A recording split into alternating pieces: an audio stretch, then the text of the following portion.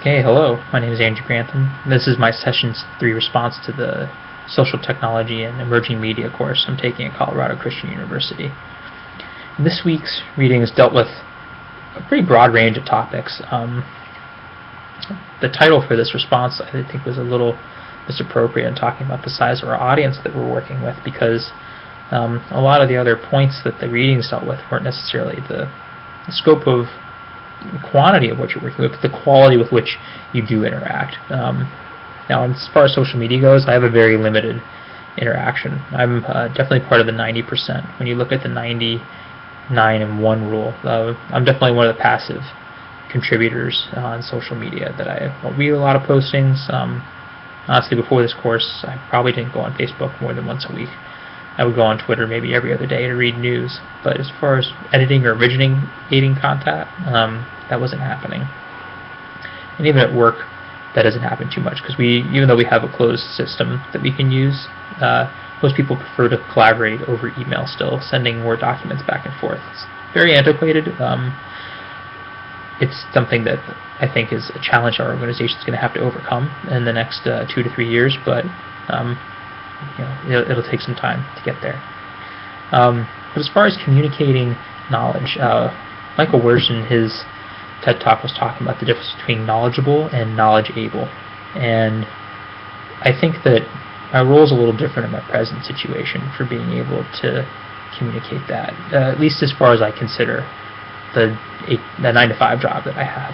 Because I'm in a unique position as a specialist for international affairs. I'm one of 2 people at a unit of about 300 that focuses specifically on this topic, and that makes me more of an advisor that can collaborate on other topics.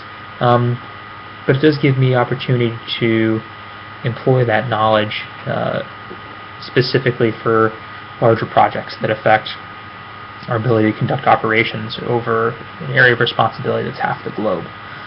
So right now I am working on a process that is combining both tacit and explicit experiences I had to create explicit guidance for the organization and being able to prioritize some of our international affairs engagements.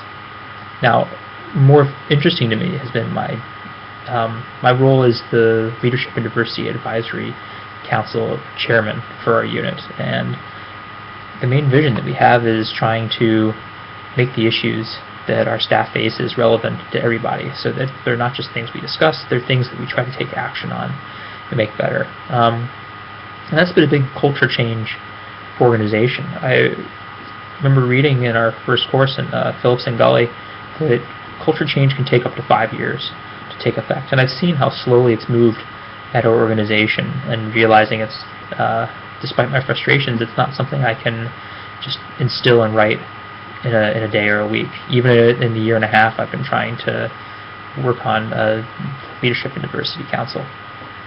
So it's been very interesting promulgating a vision and working through the spiral of knowledge, as the NACA discusses, because I've taken my experience as a leader, mid-level in an organization, but I've had opportunities to be in leadership positions, and then also explicit knowledge from this course, combine them together to try and influence the organization. And it's taken some time, but I'm seeing some progress as far as being able to create a vision that's shared by this council that we work together to put together and work on new ideas and innovative ways to improve our organization. One small example is we're trying to revamp our onboarding program. Right now you have a one-sheet check-in, and most people don't even complete it, so it's hard to get to know what you're supposed to do with the organization. It normally takes someone about 5 months on their own to figure it out, and that doesn't really line up with the vision the organization has. So it's those kinds of things that the Nanaka article really was pointing out to me that we are doing, but it put it in terms that I kind of understood tacitly, I guess, and he made it very explicit, which I think is extremely helpful, and I hope to share it with some of my colleagues. So thank you for this time. Hope you found this interesting, and look forward to seeing the rest of your responses.